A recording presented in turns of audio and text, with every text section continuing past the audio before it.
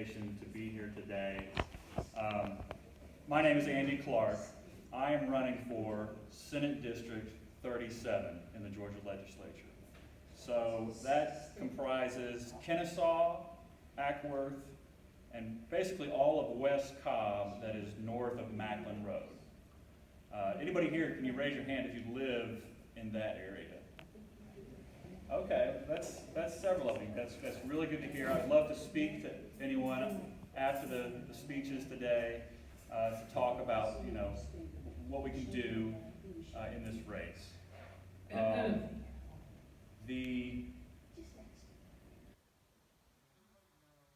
When Senate District 37 was last held by a Democrat. Any guesses? 1800s. I know, but because I heard you yesterday. Oh, okay. Well, it was 1980 was the last time it was won by a Democrat, but it was not in Cobb County at that time. I don't really know when this part of Cobb County was last held by a Democrat.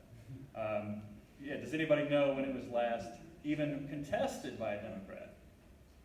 Any guesses? During the Dixiecrats? Let's say 90s, 96? 1998, that's right. Okay. 1998 was the last year that a Democrat ran in Senate District 37 in northwest Cobb County. That's a long time that Republicans, if you won the Republican primary in Senate District 37, you could sit back and relax because you did not have a challenger in the fall. So this year is different. And I think if you follow politics closely enough to be in this room, you know that this year is different. You've heard the stories about what's happening all over the country. We know about Doug Jones winning the Alabama Senate seat.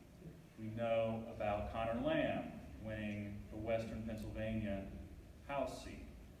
Here in Georgia, we've had Jonathan Wallace flip the Republican House seat.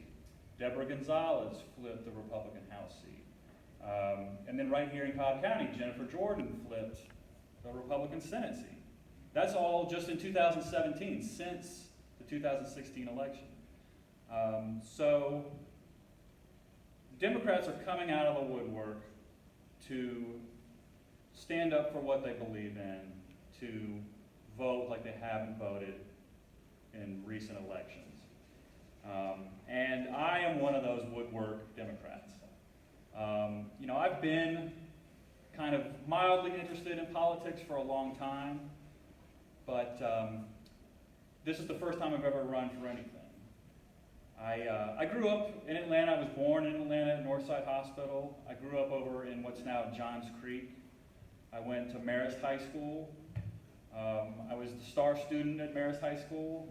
Like literally, that's a title that I had for the star student. I went to college at Rice University in Houston. I kind of left Atlanta for a while. I mentioned 1998, the last year that a Democrat ran for Senate District 37. That was the year I started law school at the University of Chicago. And the University of Chicago Law School, you may have heard about this, there was a law professor there who was an Illinois state senator at that time. And we all thought that this constitutional law professor had a very bright future in politics, that if he played his cards right, one day he might even be the mayor of Chicago. But Barack Obama had much bigger plans in mind. It was my great honor to meet Barack Obama when he was an Illinois state senator, and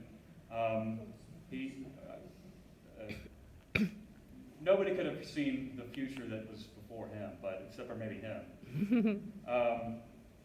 And that's kind of when my political interest got started. I've been a lawyer now for 17 years. I've done a little bit of everything in my practice. I worked for big law firms. I defended big corporations like Bank of America and Walmart. I also taught law for a while. I taught at Tulane Law School. I was there in 2005 when Hurricane Katrina came through. For the last 10 years or so, though, I've been back in Atlanta, and for the last 4 years, I've been running my own law practice, I do appeals. So if you win or lose your case in a trial court, you want to go up to a higher court, that's an appeal, and that's what I do.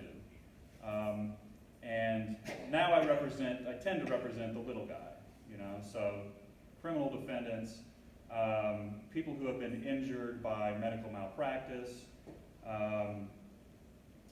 I represented an inmate at the Cobb County Jail in a successful appeal against Cobb County Sheriff Neil Warren involving the conditions at the Cobb County Jail. So that's me. I live in West Cobb with my family. My wife Shannon is here in the front row.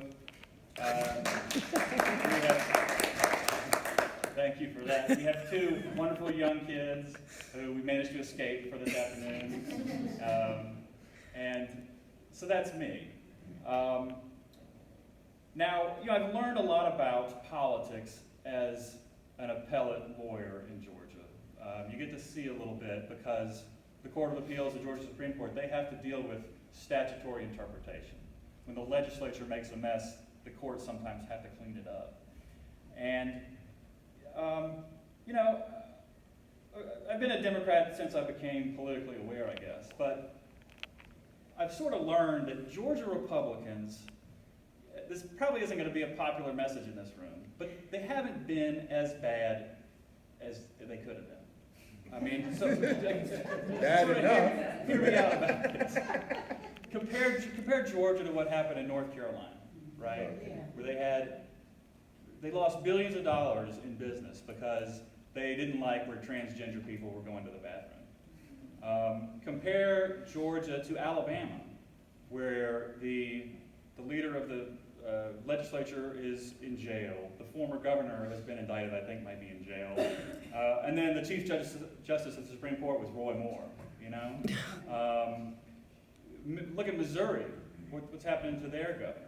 So it could have been a lot worse than what we've had in Georgia. I didn't vote for Nathan Deal, I didn't vote for Sonny Perdue, but they did some things. Governor Deal vetoed the religious freedom bill that Republicans in Georgia had tried to pass. Governor Perdue stood up to Republican conservatives who wanted to restore the old segregationist Confederate state flag.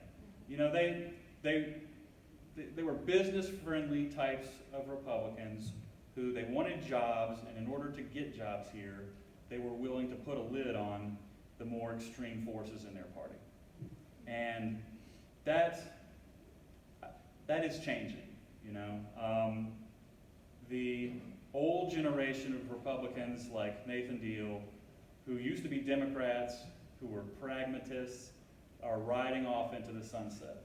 And what we have coming in is people like Casey Cagle, who I guess is the moderate in the party now, but they don't want to be business friendly anymore. It's more important to them to show their bona fides with the NRA by fighting over the Delta tax break. And I think everybody in here knows that story. So that's not the way politics should be. It's resentment politics. It's culture war politics. That stuff, we got to get past that. And I think, look, in West Cobb, there's a lot of conservatives out there. But there's also a lot of people who, they just want government to work. They want government to make decisions based on the facts, and they don't want this kind of mess. And I think that's what I believe in, for one thing, but that's also a message that can win where I live. Let's have government that works, government based on facts, government based on respect for people. So that's what I care about. How much time have I got? You have about 3 more minutes. Oh, good. Question over here too, Nico. Oh, sure, yeah. Well, I want to talk about one more thing before I take any questions. There's been some exceptions to the business or the pragmatic nature of Georgia Republicans, and I want to talk particularly about Medicaid expansion, because I think that's the most important issue facing the Georgia legislature. or that should be, if we had enough Democrats in there, that should be our number one priority, I think, is Medicaid expansion. What we're doing right now, and you know, I think people in here probably understand how this works, but I don't think everybody out there does. And if they did, I think people would be outraged. You know, there's about 2 million Georgians who are on Medicaid already. If we just started taking the money that the federal government is offering us, and which, by the way, our taxes are going towards, whether we take it or not, we could have 600,000 more people on Medicaid, 600,000 more people with health insurance in Georgia.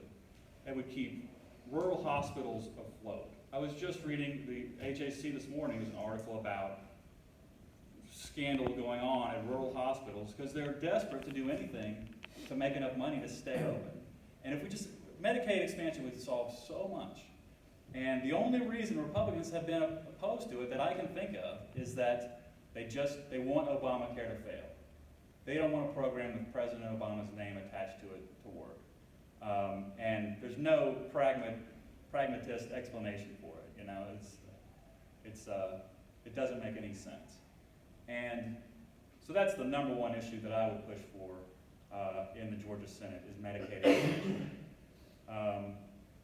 And with that, I'll take questions if anybody's got them. Yes? Is there any way for a state to protect things like Medicare and Social Security, which I think are under fire from Paul Ryan and the Republicans in the federal branch of government? I know that right now, nothing's happened, but I understand there are plans afoot to cut those benefits, and a lot of people depend on those who are retired. Well, I think there may be some ways to do it. It would be awfully difficult, though. You know, I mean, it's really at the federal level that Social Security and Medicaid and Medicare have to be protected. But I mean, in Georgia, we're not even there yet. You know, we're not even taking the Medicaid that's on offer from the federal government right now. That's how backward we are. Yes? As to Linda's question, directly, legally, nothing perhaps can be done at the state level. But if some of these states turn purple or even blue, is it that going to send a message at the federal level? Oh, absolutely. I mean, Affect how they're going to vote on things like Social Security and Medicare and Medicaid. absolutely. Absolutely. You know, if Democrats start winning local elections, that's going to make a huge difference all the way up the chain. We had a question come in over Facebook. Oh, yes. Any thoughts about the cash bail reform? This is something that came up on the town hall as well. Yeah, so, I mean, I have a lot of thoughts about that because, I have clients who are in jail, and cash bail, and the way bail works right now is a mess. We ought to have there are some situations where you need to have some form of security of making sure that someone can be forced to show up for court when they have to. But the system that we have right now is just punitive, really, where if you don't have the money to afford bail, you are out of luck. So now there has been some progress. It's kind of gone back and forth a little bit. I think that's an area where there's some hope, because I think even Republicans have started to feel a little bit of, started to see a little bit of a light on that. But that's happening at the local level. You know, the city of Atlanta had made some changes to the way bail works there. So. No. What's your position on medical cannabis? I think. I know you may not want that to go outside these walls. No, I mean, turn off the streaming. No, I'll say it. You know, I think medical cannabis absolutely ought to be. You know, there's been some progress towards that as well. I think we ought to go further than we've already gone. And I would have no problem if recreational cannabis came up for a vote in the Georgia legislature. I would support that And it could too. be grown in the state and be locally produced. Absolutely, I would support that. Now we have a federal problem there. Yeah. You know, We have to- But, you know, I talked a little bit about, did I talk about guns? Maybe I didn't. I don't know. Like, we talk a lot about the gun violence problem, and we do have a huge gun violence problem. A great way of addressing part of the gun violence problem would be drug decriminalization.